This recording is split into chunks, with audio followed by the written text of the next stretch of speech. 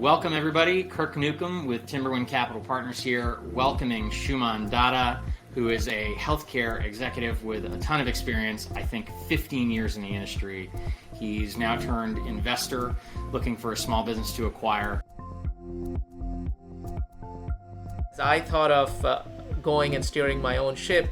I felt my skills and experiences were more suited in a business where I was taking the existing infrastructure and building on it and not having to promise the moon to somebody, but being more realistic about what was achievable and then going and actually executing and achieving those things. So that's what got me down the path of looking at small and medium-sized businesses, which really require that professional management, require that innovation and development, and it's already a business that is meeting a real market need.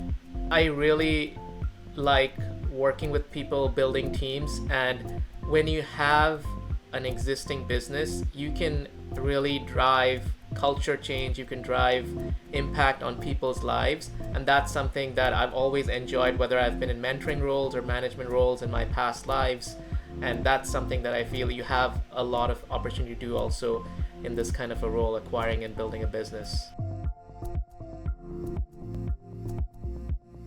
When I get on the phone or a Zoom call with a business owner, I say, look, I'm really a healthcare entrepreneur, an operator with experience, and I'm coming here to help you to continue to grow and build the business that you've already built.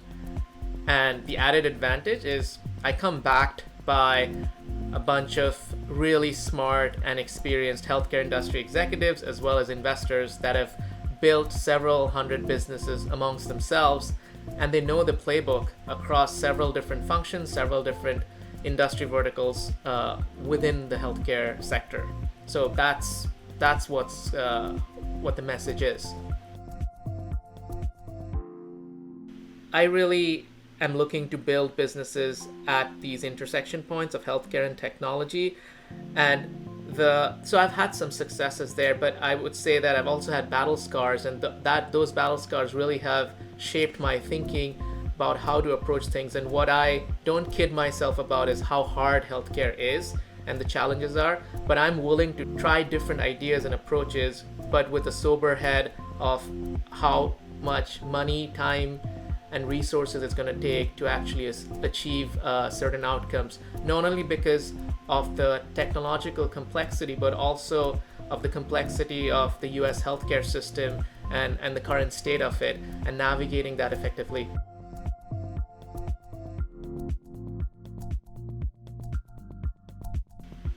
I think we could probably chat about that for hours, but I think the very high level view that I will provide is it's really about incentives at the end of the day. And right now, the incentives in the healthcare system are really distorted, which causes a lot of issues in how the structure is set up right now and makes it hard for innovation to go from the technology side to actual market applications, because it has essentially become a bureaucracy with multiple stakeholders with very different incentives that makes it like you're running on quicksand if you're trying to drive innovation.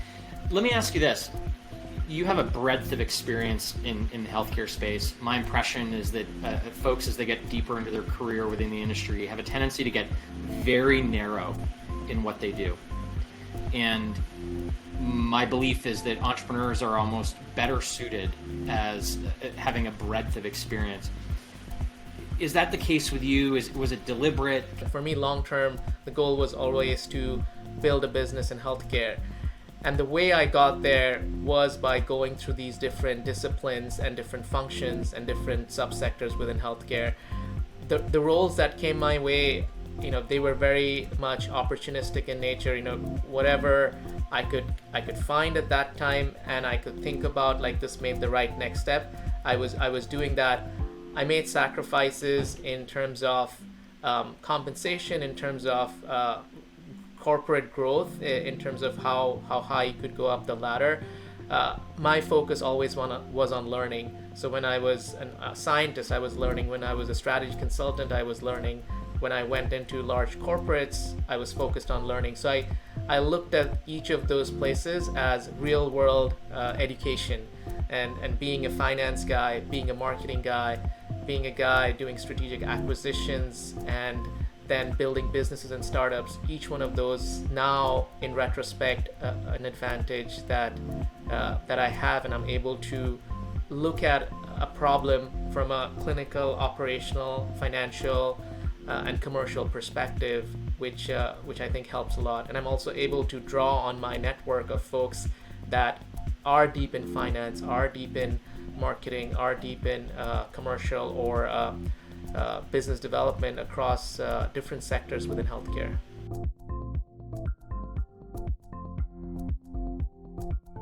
With search entrepreneurs, you're getting somebody who is 100% focused on running this business. Why? If this business doesn't succeed, they don't succeed. And that level of skin in the game doesn't exist in any other form of capital that you can get today.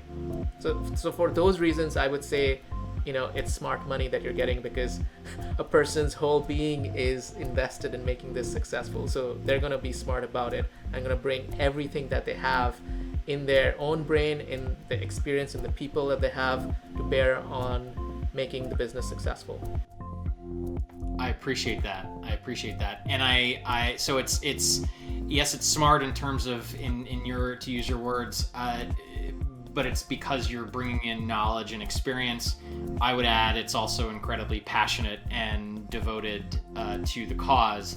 Your goal is, yes, to create returns for your investors. However, that's not going to come at the cost of, say, the people inside the company you acquire, because your exclusive goal is to see the business be successful. And whereas, say, some of the alternative buyers you suggested, their exclusive goal is to drive pure profit and do not have the personal consequences if that does or does not happen. So I appreciate that, and it's a similar reason that I have gotten involved in what we're doing.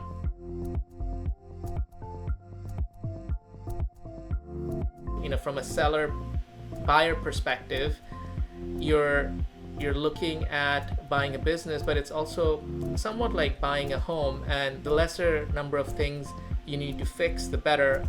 Of course, there will be things to fix. No business is perfect, but it's important that you share that with the entrepreneur that is really coming to your door and speaking with you, because guess what? That's eventually going to come out.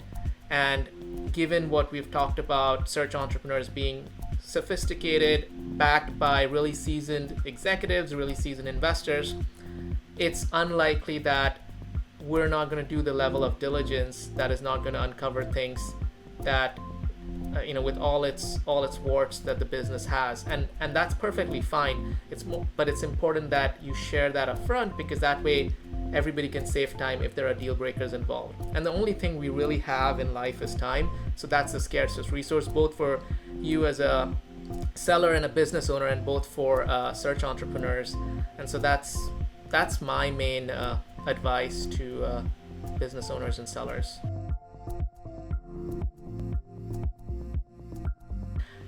The last thing I'll add is, this is a major life-changing event for the business owner, and it's possible that that particular entrepreneur might not be the right buyer, but using each of these processes as a way of discovery is better if you're doing it transparently, because you can get to a yes or a no faster and maybe find another buyer who is the right fit for you.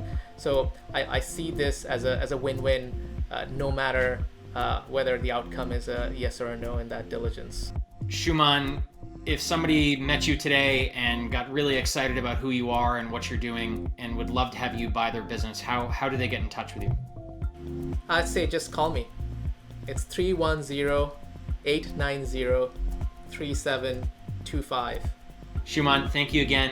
It's been wonderful getting to know you through the process. I consider you a friend and absolutely admire your devotion and dedication to healthcare and acquiring a great healthcare business. Let's search on. Thank you, Kirk. and you are definitely a friend, and we've gotten to know each other virtually, and this is a classic example of how the remote world can work. 100%. All right, we'll catch you soon. Take care.